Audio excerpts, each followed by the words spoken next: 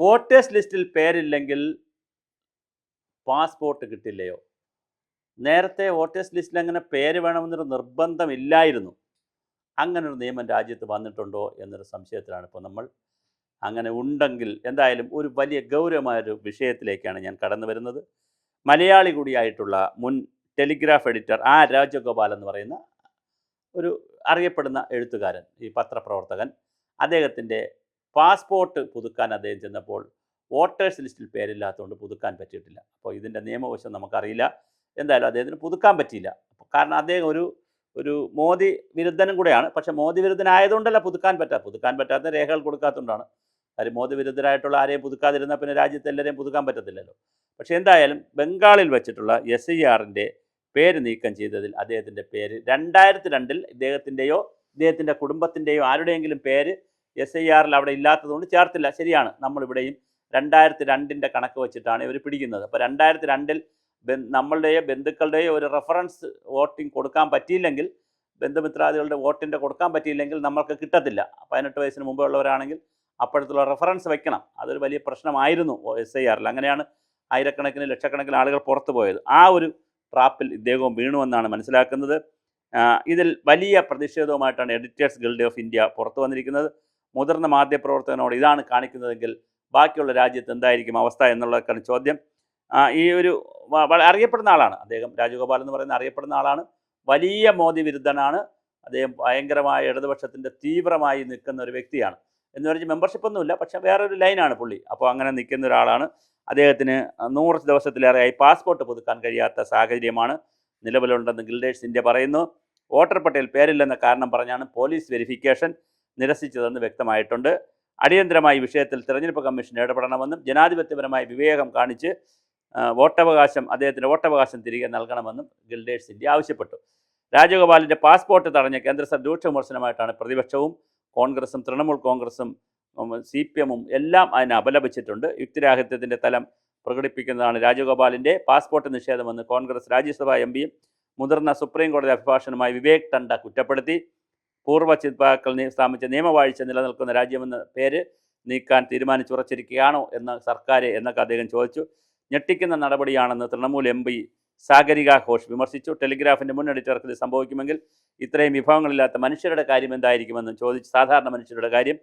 SIRൽ വൃത്തികെട്ട വിഷപ്പൽ ഒരിക്കൽ കൂടി പുറത്തു കടന്നുവെന്ന് MA ബേബി കുറ്റപ്പെടുത്തുന്നു. വോട്ടർ പട്ടികയിൽ പേരിൽ ഒറ്റ കാരണത്താൽ രാജ്യത്തെ പ്രശസ്തനായ മാധ്യമപ്രവർത്തകന് പാസ്പോർട്ട് പുതുക്കാൻ കഴിയുന്നില്ല. അതിനകത്തൊരു വളരെ രസകരമായ, അല്ലെങ്കിൽ കുറച്ചൊരു ഖേദകരമായ ദുഃഖകരമായ ഒരു വാർത്തയും കൂടെ ഉണ്ട്. അനുബന്ധമായി പാസ്പോർട്ട് പുതുക്കി നൽകാത്തതിനെ തുടർന്ന് സാൻ ഫ്രാൻസിസ്കോയിൽ വെച്ച് നടന്ന തൻ്റെ ഏക മകളുടെ വിവാഹത്തിന് അദ്ദേഹത്തിന് പങ്കെടുക്കാൻ കഴിഞ്ഞില്ല. അതൊരു വലിയ ഗൗരവമുള്ളൊരു വിഷയം തന്നെയാണ്. തീർച്ചയായിട്ടും മാർച്ചിലാണ് കൊൽക്കത്തയിലെ ബാലിഗഞ്ച് നിയമസഭാ മണ്ഡലത്തിലെ വോട്ടർ പട്ടികയിൽ നിന്ന് രാജഗോപാലിൻ്റെ പേര് നീക്കം ചെയ്തത്. SIR എടുത്ത സമയത്ത് 2002 വോട്ടർ പട്ടികയിൽ അദ്ദേഹത്തിൻ്റെയോ അന്തരിച്ച പിതാവിൻ്റെയോ പേര് കണ്ടെത്തിയിട്ടില്ലെന്ന കാരണം പറഞ്ഞിട്ടാണ് ഇത്. എന്നാൽ ഇതിന് പകരമുള്ള രേഖയായി ചോദിച്ച മെട്രിക്കുലേഷൻ സർട്ടിഫിക്കറ്റ് നൽകിയിട്ടും അന്തിമ പട്ടികയിൽ നിന്ന് വെട്ടിമാറ്റി എന്നാണ് പറയുന്നത്. അപ്പോൾ അതൊരു രാഷ്ട്രീയ വഞ്ചനയാണോ, അത് മനഃപൂർവ്വമാണോ എന്നുള്ള കാര്യങ്ങളൊക്കെ ഒന്ന് അന്വേഷിക്കണം. എന്തായാലും രാജഗോപാലിനെ പോലുള്ള ഒരാളിന് ഇത് കൊടുക്കാതിരുന്നത് ശരിയായില്ല എന്നല്ല എൻ്റെ വാദം. ഒരാളിനും കൊടുക്കാതിരിക്കുന്നത് ശരിയല്ല. കാരണം അർഹതയുള്ള എല്ലാവർക്കും വോട്ട് കൊടുക്കണം. അതിൽ വോട്ടേഴ്സ് ലിസ്റ്റിൽ പേര് ചേർക്കണം. അവർക്ക് പാസ്പോർട്ട് കൊടുക്കണം. അർഹതയുള്ള ഏതൊരു ഇന്ത്യൻ പൗരനുമുള്ള അവകാശം തീർച്ചയായിട്ടും രാജഗോപാലിനും കൊടുക്കണം. അല്ലാതെ പ്രശാന്ത് ഭൂഷൺ കോർട്ടലക്ഷ്യം പറഞ്ഞപ്പോൾ 1 രൂപ വിധിച്ചതുപോലെ ബാക്കിയുള്ളവർക്കാണെങ്കിൽ 1 കോടി വിധിക്കും, അല്ലെങ്കിൽ 10 ലക്ഷം വിധിക്കും.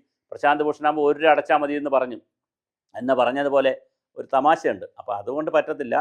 രാജഗോപാൽ ആയതുകൊണ്ട് ഇളവ് കൊടുക്കണമെന്ന് പറയാൻ പറ്റത്തില്ല.